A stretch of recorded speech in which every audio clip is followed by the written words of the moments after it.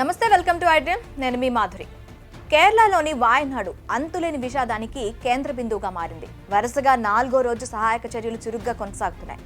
కొండ చర్యలు విరిగిపడ్డ ప్రాంతంలో తవ్విన కొద్దీ శవాలు బయటపడుతున్నాయి.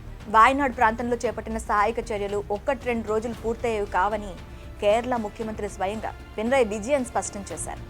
ప్రస్తుతం వాయనాడు మరుభూమిని తలపిస్తోంది. ఎటు చూసినా ఎక్కడ చూసినా కనుచూపు మేర పెను విషాదమే కనిపిస్తుంది. ఇప్పటి వరకు 358 మంది మరణించగా వందలాది మంది ఆచూకీ గల్లంతైంది. ప్రస్తుతం థర్మల్ స్కానర్లతో శిథిలాల కింద ఉన్న వారిని గుర్తించే ప్రయత్నం చేస్తున్నారు.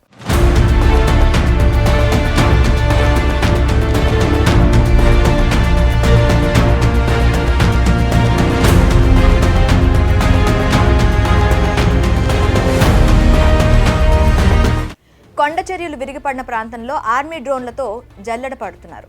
వాయనాడులో రహదారులు ధ్వంసమైన నేపథ్యంలో ఆర్మీ నిర్మించిన బ్రిడ్జ్ సహాయక కార్యక్రమాలకు వెన్నుముకగా నిలుస్తోంది. మెప్పడి చుర్మలల ప్రాంతంలో సైన్యం తాత్కాలిక బ్రిడ్జ్ నిర్మించింది. సైన్యానికి చెందిన మద్రాస్ ఇంజనీర్ గ్రూప్ దాదాపు 190 అడుగుల వంతెన నిర్మాణం చేపట్టింది.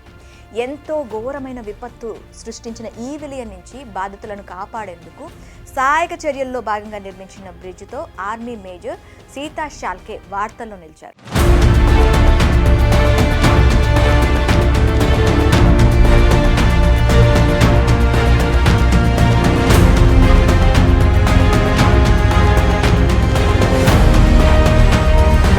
రెస్క్యూ టీం వెళ్లేందుకు ఇబ్బంది పడుతున్న సమయంలో పట్టుదలతో శ్రమించి 24 గంటల కంటే కూడా తక్కువ సమయంలోనే 190 అడుగుల పొడవైన బెయిలీ బ్రిడ్జ్ని నిర్మించారు.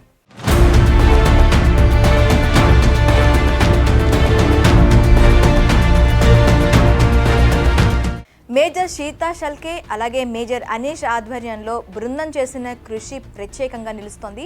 వంతెన నిర్మాణం జూలై 31వ తేదీ రాత్రి 9 గంటలకు ప్రారంభించి మరుసటి రోజు అంటే ఆగస్టు 1వ తేదీ సాయంత్రం 5:30 కల్లా పూర్తి చేశారు. ఇలా బ్రిడ్జి నిర్మాణం సకాలంలో పూర్తి చేయడానికి మేజర్ సీతా షాల్కే బృందం సభ్యులు అనేక సవాళ్లను ఎదుర్కోవాల్సి వచ్చింది. ఎన్ని సమస్యలు ఎదురైనప్పటికీ కూడాను ఆ బ్రిడ్జిని కంప్లీట్ చేశారు. ఈ వంతెన నిర్మాణం ద్వారా ప్రభావిత ప్రాంతాలకు రవాణా సులభతరం చేశారు. అలాగే సహాయక చర్యల్లో కూడాను వేగం పెరిగింది. బ్రిడ్జిపై నుంచి సహాయక సామగ్రి నిత్యావసర వస్తువులు తరలించేందుకు సహాయక సిబ్బందికి వీలు కలుగుతోంది. రియల్ హీరో కాదు, నిజంగానే రియల్ హీరో అనిపించుకున్నారు కేరళ నటుడు మోహన్ లాల్.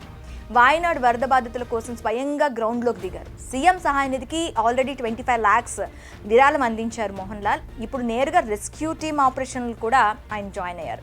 గౌరవ లెఫ్టినెంట్ కర్నల్ హోదాలో సహాయక చర్యల్లో ఆయన పాల్గొన్నారు.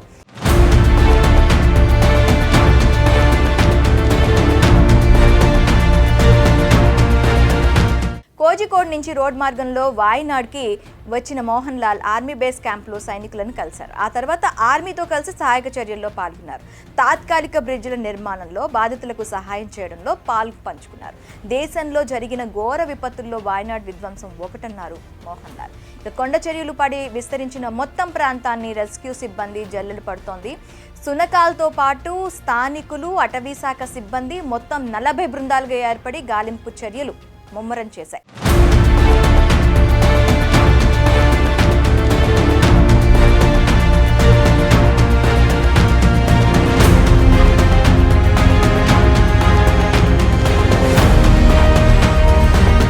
అయితే కొండ చర్యల ప్రభావిత ప్రాంతాలను 6 జోన్లుగా విభజించి సహాయక చర్యలు చేపడుతున్నారు. 2018లో 500 మందిని బలిగొన్న భారీ వరదల తరువాత కేరళలో సంభవించిన అత్యంత ఘోరమైన ప్రకృతి విపత్తిది.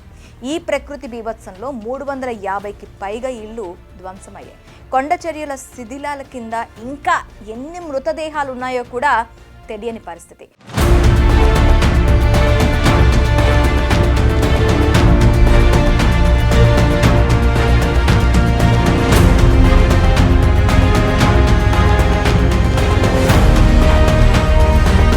వారం రోజులుగా వాయనాడులో వర్షం కురుస్తూనే ఉందని, సహాయక చర్యలకు ఆటంకాలు ఎదురవుతూనే ఉన్నాయని రెస్క్యూ సిబ్బంది చెప్తున్నారు.